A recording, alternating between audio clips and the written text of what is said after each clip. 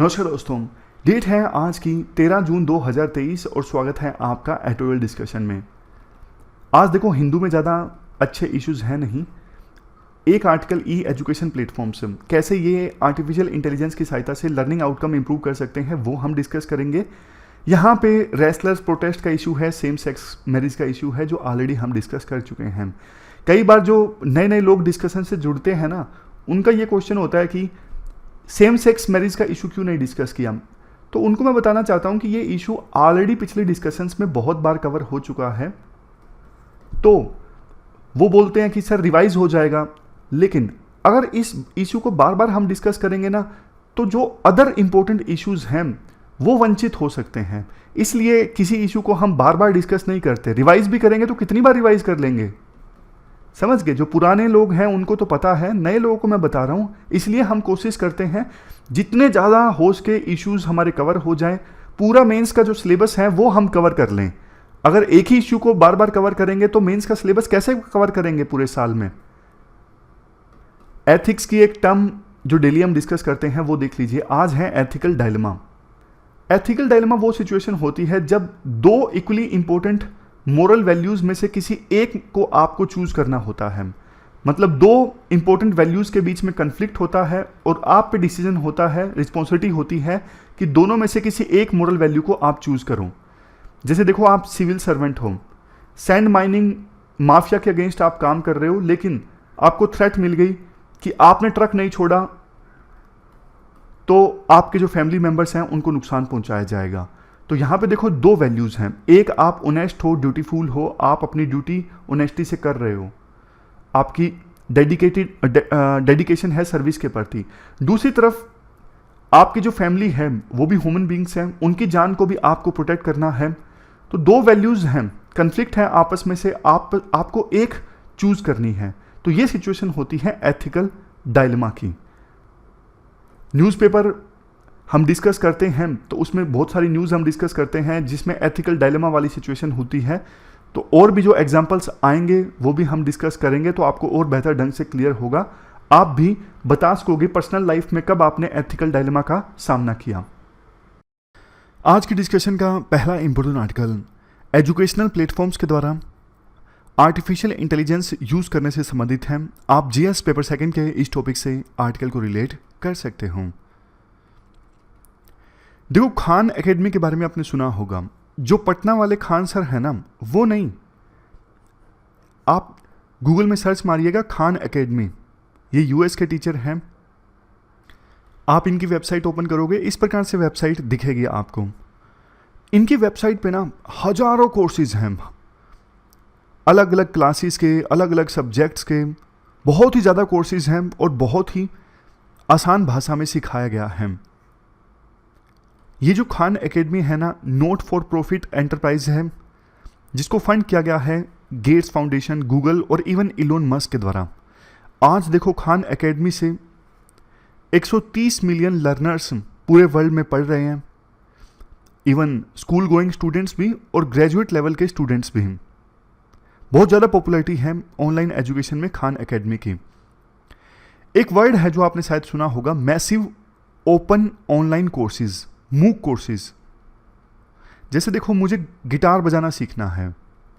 अब एक ऑप्शन तो ये है कि मैं फिजिकली किसी टीचर के पास जाऊं और गिटार सीखूं, लेकिन एक ऑप्शन ये है कि मैं ऑनलाइन कोई कोर्स कर लूं। उस ऑनलाइन कोर्स में मैं अपनी स्पीड से सीख सकता हूं। एक लेक्चर 15 मिनट का मैंने अभी सुना, एक शाम को सुना, फिर किसी और दिन सुन लिया, रेगुलर भी नहीं सुना, अपनी मर्जी से। तो वो है मैसिव ओपन ऑनलाइन कोर्सेज। इन प्लेटफॉर्म्स में ना बहुत सारे ऑनलाइन कोर्सेज होते हैं, आप अपनी मर्जी से सीख सकते हो और आपको सर्टिफिकेट भी मिलता है कोर्स सीखने के बाद में। जैसे इंडिया में स्वयं पोर्टल है। स्वयं पोर्टल गूगल में आप सर्च मार के देखिएगा, भारत सरकार का ये पोर्टल है स्वयं। इसमें आप PSIR के, सोशियोलॉजी के, पब्लिक एडमिनिस्ट्रेशन के, अलग अलग सब्जेक्ट्स के, इकोनॉमी के कोर्स ज्वाइन कर सकते हो। पर्टिकुलर टॉपिक जो है आप सीख सकते हो। बहुत सारे कोर्सेज हैं भारत सरकार के इस प्लेटफॉर्म स्वयं में, जो एक मैसिव ओपन ऑनलाइन कोर्स है। औपचारिक रूप से जो ये मैसिव ओपन ऑनलाइन कोर्सेज है ना, इनकी शुरुआत हुई थी 2011 में। जब स्टैनफोर्ड यूनिवर्सिटी ने कुछ कोर्सेज लॉन्च किए थे, उसके बाद तो देखो बहुत सारे प्लेटफॉर्म आ गए, जैसे ओडेसिटी एक प्लेटफॉर्म है, कोर्सेरा एक प्लेटफॉर्म है, इनमें से कुछ फॉर प्रॉफिट कंपनी है और आगे आपको बताऊंगा कुछ नॉन प्रॉफिट कंपनी भी हैं। ओडेसिटी में आप जाओगे, पेड कोर्सेज हैं अलग अलग टॉपिक्स के। कोर्सेरा में भी ऐसे ही हैं, पेड कोर्सेज हैं, पैसे देके आप कोर्स ज्वाइन कर सकते हो, सर्टिफिकेट भी हासिल कर सकते हो। लेकिन एक ये जो है ना एडेक्स, ये नॉन प्रॉफिट मूक्स कंपनी है। ये MIT और हार्वर्ड यूनिवर्सिटी ने मिलकर लॉन्च की थी। अनंत अग्रवाल जो एडेक्स के फाउंडर हैं, उन्होंने क्या किया, इस प्लेटफॉर्म को बनाने में जो प्रोग्रामिंग, जो सॉफ्टवेयर का इस्तेमाल हुआ ना, उसे ओपन कर दिया ताकि कोई और यूनिवर्सिटी भी अपना इस प्रकार का प्लेटफॉर्म लॉन्च करना चाहती है तो वो कर सकती है। ये फ़ायदा है, समझ गए। जैसे मैं आपको सिंपल सा एग्जांपल देता हूँ, 20 सेकंड में। आपने केक बनाया, केक में आपने कौन कौन से इंग्रेडिएंट्स का इस्तेमाल किया, कैसे, अब ये सारी चीज़ आप ओपन कर दोगे तो कोई दूसरा भी आपकी स्ट्रेटेजी से, आपके इंग्रेडिएंट से और रेसिपी से अपनी मर्जी से केक बना सकता है। वैसा ही किया एडेक्स ने, उसने कौन सी प्रोग्रामिंग सॉफ्टवेयर का इस्तेमाल किया, वो सारी चीज़ें उसने ओपन कर दी। बाद में इंडिया के कुछ इंस्टीट्यूट्स जैसे IIT बॉम्बे और IIM बेंगलोर, इन्होंने भी एडेक्स के साथ में टाई अप किया और वहाँ पे अपने कोर्सेज लॉन्च किए। एडेक्स पे जाके भी आप बहुत सारे कोर्सेज अवेल कर सकते हो। इसके बाद राइटर कुछ डेटा देते हैं जो इतना काम का तो नहीं है। राइटर कहते हैं, मतलब लर्नर बताए जाते हैं। कोर्सेरा के लर्नर 97 मिलियन, एडेक्स के लर्नर 42 मिलियन, स्वयं के लर्नर 22 मिलियन।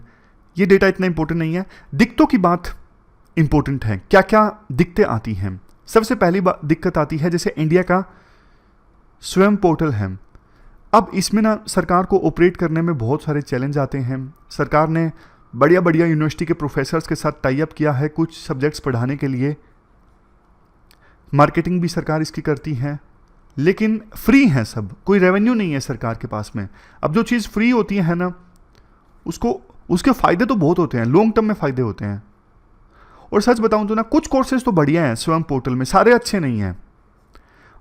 अगर एक दिल की बात बताता हूँ, मैं अगर सरकार में होता है ना, मेरे पास एजुकेशन मिनिस्ट्री होती, तो मैं तो मतलब जैसे देखो, आप एनिमेशन का इस्तेमाल करके, VFX का इस्तेमाल करके, बिल्कुल देसी भाषा में, बहुत लेमन लैंग्वेज में इतना अच्छे ढंग से आप समझा सकते हो कि लर्निंग आउटकम बच्चों में ज़बरदस्त आए।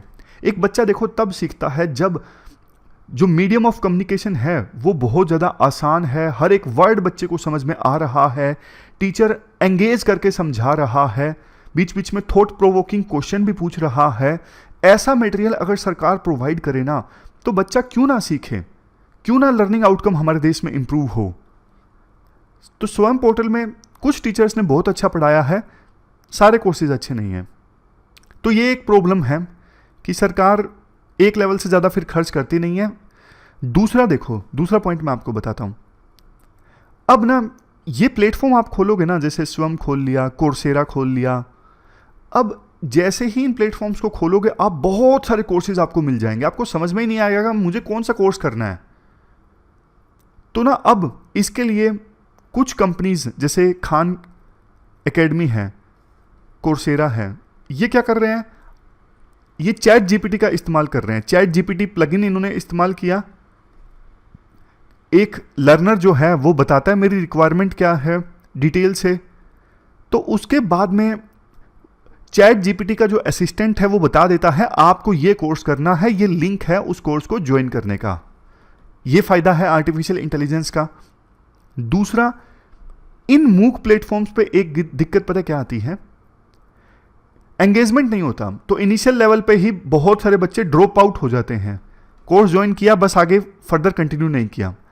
लेकिन चैट जीपीटी की सहायता से ना, इन प्लेटफॉर्म्स पे जो चैट जीपीटी का असिस्टेंट है वो एंगेजिंग क्वेश्चंस पूछेगा, थॉट प्रोवोक करने वाला। इसके अलावा क्विज वगैरह शेयर किए जाएंगे लर्नर से, पर्सनलाइज्ड क्विज होंगे, पर्सनलाइज्ड डाउट सोल्वर होंगे वहाँ पे। तो स्टूडेंट्स ज़्यादा एंगेजिंग महसूस करेंगे और ड्रॉप आउट रेट कम होगा। अब देखो, एक प्रॉब्लम ये है इंडिया में जो हमारा स्वयं पोर्टल है ना, जो नेशनल एजुकेशन पॉलिसी 2020 के प्रोविजंस को भी अलाइन करता है, मतलब यहाँ पे इंटर डिसिप्लिनरी कोर्सेज भी लॉन्च किए गए हैं। मतलब जो 2 डिसिप्लिन्स जैसे साइकोलॉजी प्लस में इकोनॉमी मिला के ऐसे अलग अलग डिसिप्लिन्स को कंबाइन करके ऐसे कोर्सेज भी यहाँ पर लॉन्च किए गए हैं।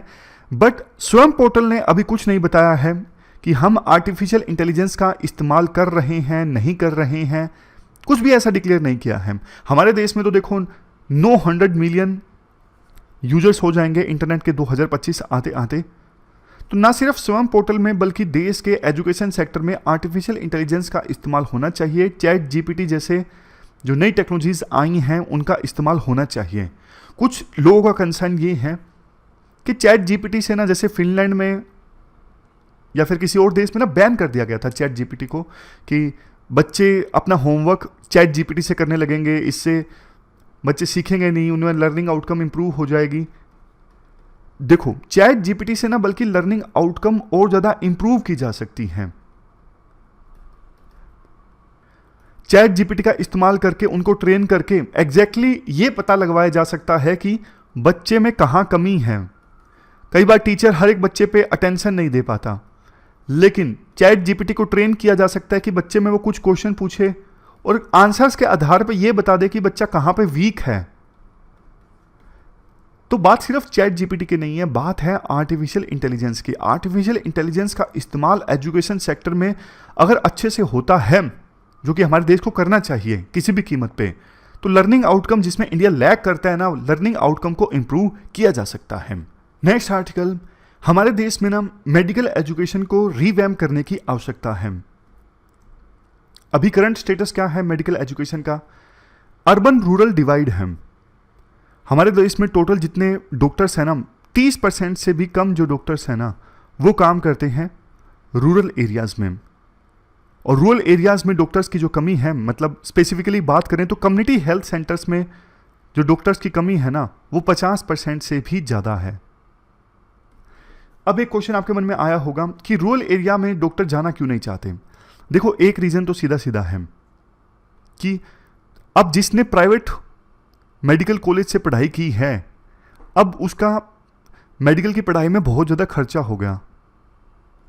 अब वो अपने खर्चे को पूरा करना चाहता है वो डॉक्टर, जबकि रूरल एरियाज में उतना कंसल्टेशन फीस नहीं रख सकते, उतना इलाज की फीस नहीं रख सकते, क्योंकि लोगों की per capita income rural areas में रिलेटिवली कम होती है। तो कमाई कम है, इस वजह से डॉक्टर्स रूरल एरिया में जाना नहीं चाहते। दूसरा, आप स्टैंडर्ड ऑफ लिविंग मान लो, डॉक्टर को लगता है कि रूरल एरियाज में स्टैंडर्ड ऑफ लिविंग नहीं है, इस वजह से रूरल एरियाज में कम डॉक्टर जाना चाहते हैं, कम डॉक्टर काम करते हैं। अर्बन रूरल डिवाइड है। वैसे देखो, डॉक्टर्स की संख्या हमारे देश में अभी ठीक ठाक है। सरकार के अनुसार अभी हमारे देश में 13,08,009 रजिस्टर्ड एलोपैथिक डॉक्टर्स हैं और 5,65,000 5.65 लाख आयुष डॉक्टर्स हैं। अब मान लीजिए बहुत सारे डॉक्टर्स विदेश चले गए होंगे, कुछ रिटायर हो गए होंगे, कुछ की डेथ भी हो गई होगी, तो भी डॉक्टर्स की संख्या हमारे देश में WHO के स्टैंडर्ड्स को फुलफिल करती हैं। मेडिकल कॉलेजेस हमारे देश में कितने हैं? 2014 में 387 थे, 2023 में बढ़ के हो गए 695। लेकिन दिक्कत यह है, मेडिकल कॉलेजेस की संख्या तो इंक्रीज हुई, हर साल 1 लाख डॉक्टर ग्रेजुएट हो रहे हैं हमारे देश में, बट दिक्कत ना क्वालिटी का है। लो क्वालिटी कॉलेजेस बहुत ज़्यादा हैं। ऑलमोस्ट आधे मेडिकल कॉलेजेस हमारे देश में प्राइवेट हैं। लेकिन देखो, स्टैंडर्ड ऑफ एजुकेशन के मामले में ना प्राइवेट कॉलेजेस में आपस में कोई यूनिफॉर्मिटी नहीं है। कोई प्राइवेट मेडिकल कॉलेज आपको अच्छा मिलेगा, कहीं पे अच्छा इंफ्रास्ट्रक्चर मिलेगा, कहीं पे बहुत ही खराब मिलेगा। जैसे जैसे मेडिकल कॉलेजेस की संख्या इंक्रीज हुई है ना, वैसे वैसे इंफ्रास्ट्रक्चर की इंप्रूवमेंट नहीं हुई है मेडिकल कॉलेजेस में। पुराना टाइप का इंफ्रास्ट्रक्चर है। करिकुलम भी समय समय पर रिवाइज होना चाहिए इंडिया की नीड्स के हिसाब से। ये पॉइंट आगे भी डिटेल से आएगा, लेकिन करिकुलम पुराना चल रहा है। ये हमारे देश में बड़ी दिक्कत है, इंजीनियरिंग में भी और मेडिकल कॉलेजेस में भी। देखो, इंजीनियरिंग का एग्जाम्पल आप ले लीजिए, हालांकि फोकस आर्टिकल का मेडिकल कॉलेज पे है।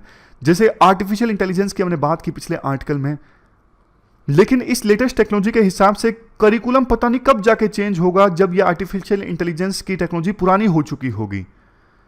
समय समय पर रिवाइज होता रहना चाहिए और इंडिया से रिलेटेड जो प्रॉब्लम्स हैं उनको ज़्यादा स्पेस मिलना चाहिए करिकुलम में, ताकि डॉक्टर्स को अच्छे ढंग से ट्रेन किया जा सके। और अलग अलग कॉलेजेस में ना, खास करके मेडिकल कॉलेजेस में, प्राइवेट मेडिकल कॉलेजेस में यूनिफॉर्मिटी होनी चाहिए। सेम तरह का इंफ्रास्ट्रक्चर, टीचिंग स्टैंडर्ड अच्छा हो, सेम हो, मॉडर्न टीचिंग एड्स की सहायता से डॉक्टर्स को ट्रेन किया जाए, ऐसा होना चाहिए। तो मेडिकल एजुकेशन को ना रैशनलाइज करने की आवश्यकता है। जैसे यूएस में भी मेडिकल एजुकेशन का स्तर काफ़ी ख़राब हो गया था 1910 से पहले। तो वहाँ पे ना फ्लेक्सनर रिपोर्ट आई थी यूएस में 1910 में। उसके बाद वहाँ पे नंबर ऑफ मेडिकल कॉलेजेस की संख्या घटा दी गई, ताकि जितने मेडिकल कॉलेज हैं उनमें क्वालिटी इंश्योर की जा सके। हमारे देश में भी ऐसा ही होना चाहिए। मेडिकल कॉलेजेस की संख्या को रैशनलाइज किया जाए, जहाँ पे क्वालिटी नहीं है उसको बंद किया जाए, और फ्यूचर नीड्स के हिसाब से मेडिकल कॉलेजेस को रैशनलाइज करने की आवश्यकता है। जैसे एग्जाम्पल के तौर पे मान लीजिए 10 साल बाद ज़्यादा जो एल्डर्स के डॉक्टर्स होते हैं, ऐसे डॉक्टर्स की ज़्यादा ज़रूरत है, तो वो सीट्स बढ़ा दी जाए। अगर लगता है कि आने वाले 5 सालों में कम्युनिकेबल डिजीज़ बढ़ेंगे, तो ऐसे डॉक्टर्स की संख्या बढ़ा दी जाए। मतलब फ्यूचर में किस प्रकार के डॉक्टर्स की ज़्यादा आवश्यकता होगी, उस टाइप की सीट्स जो है वो इंक्रीज की जा सकती हैं। समझ गए? ये भी अनुमान लगाया जाए कि प्राइमरी लेवल पे कितने डॉक्टर्स चाहिए, सेकेंडरी लेवल पे स्पेशलिस्ट कितने चाहिए, टर्सरी लेवल पे सुपर स्पेशलिस्ट कितने चाहिए। तो उस हिसाब से मेडिकल कॉलेजेस में सीट्स ऊपर नीचे की जाएं। आप और भी समझिए, जैसे इंडिया में कुछ communicable disease, non communicable disease ज़्यादा होते हैं। नॉन कम्युनिकेबल डिजीज़ जैसे डायबिटीज़ इत्यादि, और कहीं कहीं हमारे देश में जैसे डेंगू, मलेरिया, ये ज़्यादा फैलते हैं। तो कितने हमें कम्युनिकेबल डिजीज़ के डॉक्टर्स चाहिए, कितने नॉन कम्युनिकेबल डिजीज़ के, उस हिसाब से फिर मेडिकल कॉलेजेस को मान्यता दी जाए, पर्टिकुलर सीट्स को इंक्रीज़ किया जाए, फ्यूचर प्रोजेक्शन जरूर देखा जाए। अभी सरकार ने ना हाल ही में एक्शन लिया। बहुत सारे मेडिकल कॉलेजेस जो क्वालिटी के पैमाने पे खरा नहीं उतर रहे थे, सरकार ने उनकी मान्यता रद्द करने का निर्णय लिया। तो इस प्रकार से देखो, डेटरेंस क्रिएट किया जाएगा सरकार के द्वारा, तो बढ़िया है। फिर मेडिकल कॉलेज बंद होने के डर से एक्शन लेंगे, अपने यहाँ पे इंफ्रास्ट्रक्चर इंप्रूव करेंगे। और नेक्स्ट पॉइंट देखो, प्राइमरी हेल्थ केयर पे ज़्यादा फोकस किया जाए। अगर देखो लोकल लेवल पे जो डॉक्टर्स हैं, जैसे प्राइमरी हेल्थ केयर सेंटर है, किसी मोहल्ले में छोटा सा क्लिनिक है मान लीजिए, वहीं पर अगर इलाज अच्छा हो जाता है ना, तो फिर कम patient secondary health care avail करते हैं, टर्सरी हेल्थ केयर अवेल करते हैं। प्राइमरी लेवल पे ही डॉक्टर अगर सही से इलाज कर दे, या फिर प्रिवेंशन हो जाए ना, डिजीज़ का पहले ही पता लग जाए, तो फिर स्पेशलिस्ट या फिर सुपर स्पेशलिस्ट डॉक्टर्स के पास जाने की आवश्यकता कम पड़ती है। Prevention is always better than cure. सही समय पे डिजीज़ आइडेंटिफाई हो जाए, सही समय पे इलाज स्टार्ट हो जाए, तो उससे अच्छा क्या हो सकता है। तो इसके लिए प्राइमरी हेल्थ केयर को मजबूत करने की आवश्यकता है। अब लास्ट में कुछ और सजेशंस दिए जाते हैं आर्टिकल में, जैसे ट्रेंड फैकल्टी चाहिए। अभी देखो होता क्या है, जो एमबीबीएस से पास आउट होते हैं ना, उनको मेडिसिन के प्रैक्टिकल एस्पेक्ट्स के बारे में इतना नहीं पता होता। तो ज़्यादातर जो एमबीबीएस डॉक्टर्स हैं ना, वो पीजी को ऑप्ट करते हैं, लेकिन पीजी में सीट्स लिमिटेड हैं। अब होना ये चाहिए, इंटरेस्ट के हिसाब से सीट्स इंक्रीज की जाएं। जैसे किसी को न्यूरोलॉजी में जाना है, तो वहाँ पे सीट्स ज़्यादा इंक्रीज की जाए, अगर वहाँ पे ज़्यादा डॉक्टर्स जाना चाहते हैं, स्पेशलाइज्ड कोर्स करना चाहते हैं। लास्ट में देखो, अगर जिन एमबीबीएस डॉक्टर्स का टीचिंग में अगर करियर बनाने का मन है ना, तो उन्हीं को लाया जाए फिर मेडिकल कॉलेजेस में एजुकेशन प्रोवाइड करने के लिए। वो पैशन से पढ़ाएंगे। अगर आप मजबूरी में किसी को लेके आए हो ना मेडिकल कॉलेजेस में पढ़ाने के लिए, वो पैशन से नहीं पढ़ाएंगे। दूसरा, मेडिकल कॉलेजेस में ना एडुकेट इंफ्रास्ट्रक्चर होना चाहिए। कई बार ना सरकार निर्णय ले लेती है कि डिस्ट्रिक्ट हॉस्पिटल्स को हम मेडिकल कॉलेजेस में कन्वर्ट कर रहे हैं। अरे भैया, डिस्ट्रिक्ट कॉलेजेस को आप मेडिकल कॉलेजेस में कन्वर्ट तो कर रहे हो, लेकिन इंफ्रास्ट्रक्चर चाहिए ना आपको। वो इंफ्रास्ट्रक्चर आप प्रोवाइड नहीं कर रहे हो, तो फ़ायदा क्या हुआ। सिर्फ नाम चेंज कर दिया, पहले डिस्ट्रिक्ट हॉस्पिटल था, अब मेडिकल कॉलेज हो गया, लेकिन ग्राउंड लेवल पे आपने क्या चेंज किया। नेक्स्ट, मॉडर्न टीचिंग एड्स की आवश्यकता है। देखो, मॉडर्न टीचिंग एड्स का इस्तेमाल होना चाहिए मेडिकल कॉलेजेस में, ताकि डॉक्टर्स की बेटर ट्रेनिंग हो सके। मॉडर्न टीचिंग एड्स जैसे आर्टिफिशियल इंटेलिजेंस का ही एग्जांपल मान लीजिए, नई नई टेक्नोलॉजीज, नए नए इक्विपमेंट्स का इस्तेमाल किया जाए। तो ये पूरा आर्टिकल हमने डिस्कस किया कि मेडिकल एजुकेशन में रिफॉर्म्स की आवश्यकता है, रिवैम्प लाने की आवश्यकता है। इसके बाद नेक्स्ट आर्टिकल ड्रोन्स की चुनौती को एड्रेस करने से संबंधित है। आप जीएस पेपर 3 के इस टॉपिक से आर्टिकल को रिलेट कर सकते हो। देखो, कंटेक्स्ट यही है, लॉ एनफोर्समेंट एजेंसीज जो हैं दुनिया भर की काफ़ी चिंतित हैं कि ड्रोन का जो पोटेंशियल यूज़ है ना, वो बहुत ज़्यादा है टेररिस्ट घटनाओं में। टेररिस्ट अटैक कर सकते हैं क्रिटिकल इंफ्रास्ट्रक्चर के ऊपर, वल्नरेबल टारगेट्स के ऊपर ड्रोन्स का इस्तेमाल करके। ड्रोन टेक्नोलॉजी बहुत धीरे धीरे एडवांस होती जा रही है, उसी प्रकार से इसका पोटेंशियल मिसयूज़ भी बढ़ता जा रहा है। आज के समय में ड्रोन्स काफ़ी अफोर्डेबल हैं, जैसे कुछ घटनाओं का जिक्र किया जाता है। अभी हाल ही में एक इन्वायरमेंटल ग्रुप ने ना मॉडिफाइड या फिर रिक्रिएशनल ड्रोन का इस्तेमाल किया न्यूक्लियर फैसिलिटी के सिक्योर एयर स्पेस में ड्रोन को भेज के। तो आप समझ सकते हो खतरा कितना ज़्यादा है। आतंकवादी ड्रोन्स का इस्तेमाल कर रहे हैं एक स्थान से दूसरे स्थान पर खतरनाक वेपन्स भेजने में। जैसे इंडिया पाकिस्तान का एग्जांपल लीजिए, पाकिस्तान से इंडिया में ड्रोन्स आते हैं और वो ड्रग्स वगैरह गिराते हैं, हथियार गिराते हैं, आतंकवादियों तक वो पहुंच जाते हैं।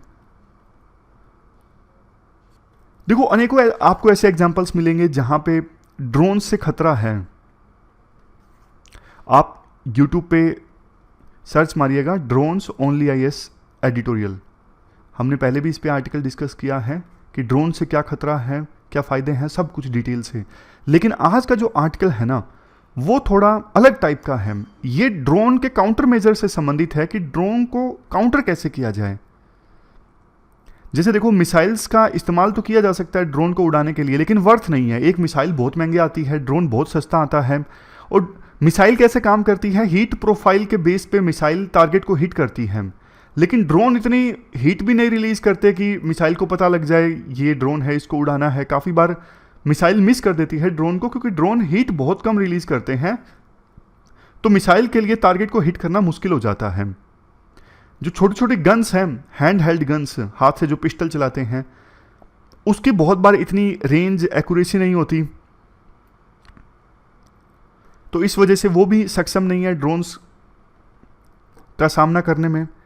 इसके बाद इलेक्ट्रो ऑप्टिकल या फिर इंफ्रारेड डिवाइसेस, इनमें दिक्कत ये है, इनको ना बहुत ज़्यादा जूम करना होता है, बहुत ज़्यादा मैग्निफिकेशन करना होता है, और इनका फील्ड व्यू भी लिमिटेड होता है, मतलब पूरा दिखता नहीं है।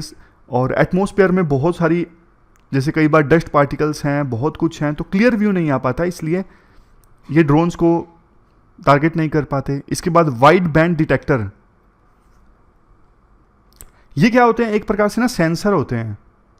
ये काफ़ी सारी फ्रीक्वेंसीज को स्कैन करके डिटेक्ट करते हैं और फिर लोकेट कर लेते हैं। बट दिक्कत इनके साथ पता है क्या है, काफ़ी सारी फ्रीक्वेंसीज को ये स्कैन करते हैं, एग्जैक्ट फ्रीक्वेंसी ऑफ ऑपरेशन को डिटेक्ट करना कि हाँ इसी फ्रीक्वेंसी पे जो ड्रोन है वो ऑपरेट कर रहे हैं, वो फ्रीक्वेंसी फाइंड आउट करना टाइम कंज्यूमिंग और कॉम्प्लेक्स काम है।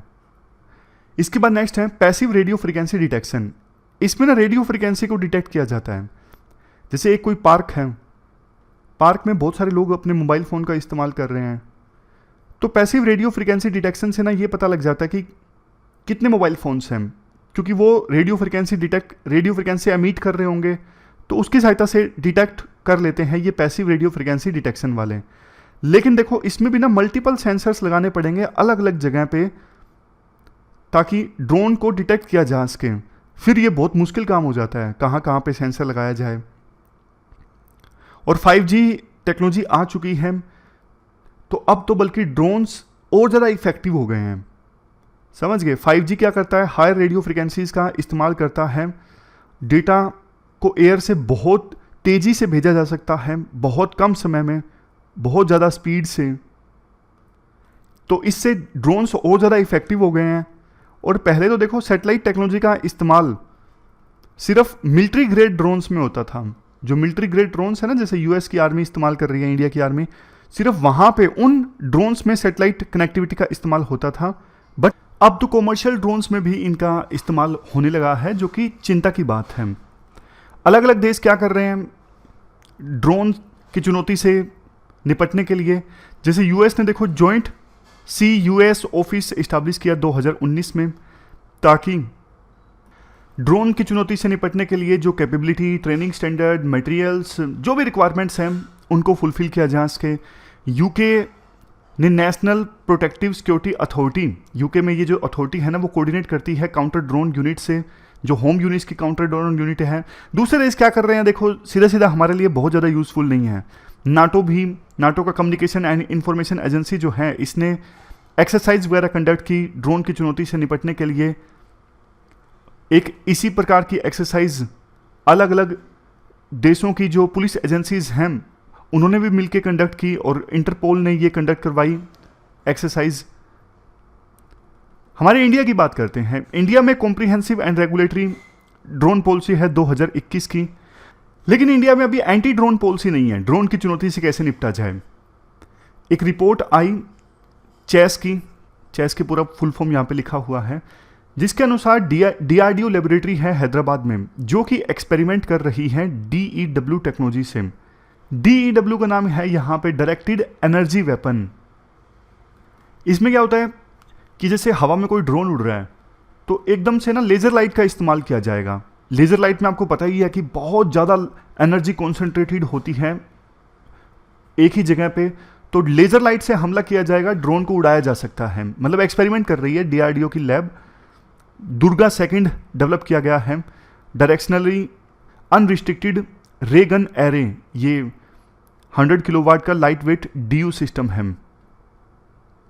इंडिया ने कुछ इंपोर्ट भी किए डिवाइसेस, जैसे हीरोन सर्चर्स ड्रोन्स को डिटेक्ट करने के लिए, लेकिन ये इंटर ऑपरेबल नहीं थे, इतने ज़्यादा कुछ खास मतलब इम्पैक्ट हुआ नहीं। हमारी सर्विसेज ने इनको इंपोर्ट किया। तो एक नेशनल लेवल स्ट्रेटजी की आवश्यकता है एंटी ड्रोन। DRDO ने एंटी ड्रोन टेक्नोलॉजी बनाई, लेकिन वो सिर्फ शॉर्ट रेंज के लिए थी, लॉन्ग टर्म रेंज के लिए नहीं थी। प्रधानमंत्री मोदी ने लाल किले से देश को संबोधित किया, वहाँ पर इस टेक्नोलॉजी का इस्तेमाल किया गया था।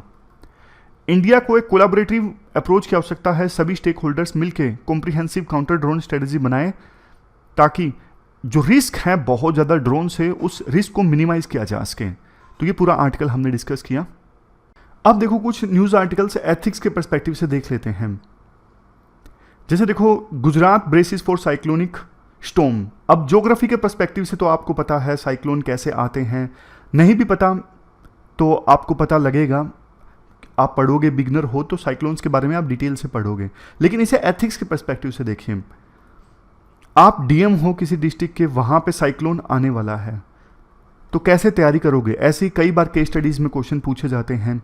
आप DM हो तो आप देखो कुछ इन फैक्टर्स का ध्यान रखोगे, जैसे जहाँ पे साइक्लोन टकरा सकता है वहाँ पे बहुत से लोगों को जो खतरे के जोन में हैं उन्हें आप टेम्परेरी शेल्टर कैंप्स में पहुंचाओगे, ये न्यूज़ में लिखा हुआ है।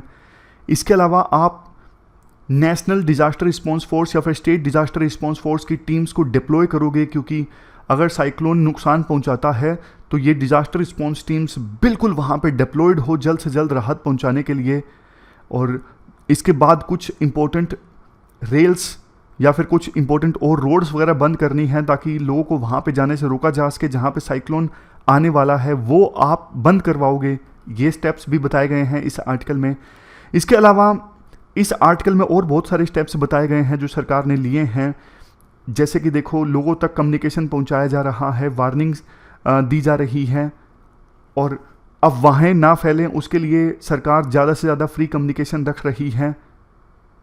बाकी टीम्स को भी कहा गया है कि आप तैयार रहिए। जैसे देखो इलेक्ट्रिसिटी बाधित हो सकती है, तो इलेक्ट्रिसिटी की टीम्स को भी कहा गया है कि आप तैयार रहिए, साइक्लोन जब आएगा तो कुछ नुकसान पहुंचा के जाएगा, ताकि जल्दी से जल्दी आप सेवाओं को सुचारू रूप से जारी रख सकें। तो ये सारी चीज़ें अलग अलग डायमेंशंस में आप बता सकते हो एज ए DM, जिन पर आप एक्शन लोगे। इसके बाद E-गवर्नेंस में बहुत बढ़िया एग्जाम्पल है पोषण ऐप का। जैसे देखो माइग्रेंट वर्कर्स एक स्थान से दूसरे स्थान पर जाते हैं ना काम करने के लिए, तो फिर उनके बच्चों को कई बार आंगनवाड़ी सर्विसेज नहीं मिल पाती। लेकिन पोषण ऐप जो है वो हेल्प करेगी माइग्रेंट वर्कर्स को कि उनके बच्चे जो हैं आंगनवाड़ी सर्विसेज को अवेल कर सकें। आंगनवाड़ी वर्कर्स उनसे कॉन्टैक्ट करेंगे स्मार्टफोन्स के थ्रू। तो मतलब माइग्रेट करने पर भी जो सर्विसेज उनके बच्चे या माइग्रेंट वर्कर्स की वाइफ्स प्रेगनेंसी के दौरान हासिल कर रही होती है ना, तो उनमें डिसरप्शन नहीं आएगा माइग्रेशन के बाद में भी। इसमें हेल्प करेगी ये पोषण ऐप। तो डिजिटलाइजेशन से कैसे सर्विसेज को कंटिन्यू किया जा सकता है, कैसे मतलब सर्विसेज बाधित ना हो, उसका एक एग्जांपल है पोषण ऐप। अब समरी देख लेते हैं। सबसे पहले मेडिकल एजुकेशन को रिवैम्प करने से संबंधित जो आर्टिकल था, हमने डिस्कस किया कि सरकार मेडिकल कॉलेजेस में सीट्स इंक्रीज कर रही है, लेकिन क्वालिटी का इशू है, खास करके प्राइवेट मेडिकल कॉलेजेस में इंफ्रास्ट्रक्चर में यूनिफॉर्मिटी नहीं है। मेडिकल सीट्स तो इंक्रीज हुई हैं, लेकिन इंफ्रास्ट्रक्चर इंप्रूव नहीं हुआ है। फैकल्टी की अवेलेबिलिटी की कमी है। कई सारे मेडिकल कॉलेजेस में बहुत सारे ऐसी फैकल्टीज़ हैं जिनका प्राइवेट प्रैक्टिस पे ज़्यादा ध्यान है, लेकिन टीचिंग पे कम ध्यान है। एलोपैथिक डॉक्टर्स की संख्या हमने डिस्कस की 13,08,009 हैं। आयुष डॉक्टर्स 5.65 हैं, और ये जो संख्या है WHO के स्टैंडर्ड्स को फुलफिल करती हैं। लेकिन रूरल एरियाज़ में डॉक्टर्स की भारी कमी है। हमें फ्यूचर नीड्स के हिसाब से डॉक्टर्स बनाने चाहिए, मतलब डॉक्टर्स तैयार करने चाहिए। उतनी मेडिकल सीट्स होनी चाहिए कि प्राइमरी हेल्थ केयर में कितने डॉक्टर्स की आवश्यकता है, सेकेंडरी में कितनी, टर्सरी में कितनी, हमारे इंडिया के हिसाब से सीट्स होनी चाहिए। जैसे कम्युनिकेबल डिजीज़ और नॉन कम्युनिकेबल डिजीज़ के हिसाब से ज़्यादा डॉक्टर्स हों। रूरल अर्बन डिस्पैरिटी थोड़ी कम हो। रूरल डिस्पैरिटी इसलिए होती है क्योंकि रूरल एरियाज़ में डॉक्टर जाना नहीं चाहते। और एक चीज़ ये थी जो पॉइंट हमने डिस्कस किया कि पीजी में पोस्ट ग्रेजुएशन डॉक्टर्स करना चाहते हैं, लेकिन पोस्ट ग्रेजुएशन में उतनी सीट्स नहीं होती। तो जितनी सीट्स की लोग चाह करते हैं, थोड़ी उस हिसाब से सीट्स इंक्रीज की जाएं, और मेडिकल कॉलेजेस में वही डॉक्टर्स आएँ जिनका टीचिंग के प्रति पैशन हो। गवर्नमेंट डिस्ट्रिक्ट हॉस्पिटल्स को कन्वर्ट तो कर रही है किस में, मेडिकल कॉलेजेस में, लेकिन इंफ्रास्ट्रक्चर उस हिसाब से नहीं इंप्रूव हो रहा है। तो मेडिकल कॉलेजेस का रैशनलाइजेशन होना चाहिए, जैसा यूएसए में हुआ था 1910 में। फिर इसके बाद ये क्वेश्चन आपको एड्रेस करना है, discuss the challenges and considerations in India's medical education system. India के मेडिकल एजुकेशन सिस्टम में जो चैलेंजेस या फिर कंसिडरेशंस हैं वो आप बताइए। कुछ मेजर्स भी बताइए, स्टेप्स बताइए कैसे इन चैलेंजेस को एड्रेस करने के लिए क्या स्टेप्स लिए जा सकते हैं। 250 वर्ड्स में आपको इस क्वेश्चन का आंसर देना है। इसके बाद लास्ट में देखो एजुकेशन वाले आर्टिकल की भी समरी देख लीजिए। इसकी तो आप यहीं पे देख लीजिए आर्टिकल के अंदर ही। हमने डिस्कस किया कि खान एकेडमी जैसे बहुत सारे मूक प्लेटफॉर्म आ गए हैं, और जैसे कोर्सेरा, ओडिस्टी, इनका काफ़ी ज़्यादा फ़ायदा है। कोई भी स्टूडेंट अपनी मर्जी से कभी भी सीख सकता है, सर्टिफिकेट भी मिलता है। एडेक्स के बारे में हमने डिस्कस किया। एडेक्स ने अपना जो स्टैक है वो पब्लिकली रिलीज़ कर दिया था। इंडिया का भी एक प्लेटफॉर्म है स्वयं, अच्छा प्लेटफॉर्म है। अब देखो दिक्कत ये है, सरकार द्वारा फंडेड है ये, और ऑपरेटिंग कॉस्ट सरकार के द्वारा बियर की जाती है, प्रॉफिट है नहीं। आर्टिफिशियल इंटेलिजेंस की सहायता से ये जो मूक प्लेटफॉर्म है अपने आप में रिफॉर्म ला रहे हैं ताकि ड्रॉप आउट रेट कम किया जा सके, पर्सनल डाउट्स एड्रेस किए जा सके। बट हमारा जो स्वयं पोर्टल है वो तैयार नहीं है इसके लिए, वो आर्टिफिशियल इंटेलिजेंस का भी इस्तेमाल नहीं कर रहा है। करना चाहिए स्वयं पोर्टल को भी। और ये जो पोर्टल है वो नेशनल एजुकेशन पॉलिसी के हिसाब से है, इंटरडिसिप्लिनरी अप्रोच अपना रहा है ये पोर्टल। हमारे देश में इंटरनेट यूज़ करने वाले लोगों की संख्या लगातार बढ़ रही है, 2025 तक 900 मिलियन हो जाएगी। तो स्वयं पोर्टल को और बाकी सभी एजुकेशनल प्लेटफॉर्म्स को आर्टिफिशियल इंटेलिजेंस का इस्तेमाल करना सीखना चाहिए, इससे लर्निंग आउटकम इंप्रूव होगी। तो ये थी हमारी आज की डिस्कशन। इस डिस्कशन में बस इतना ही है। Thank you very much for discussion.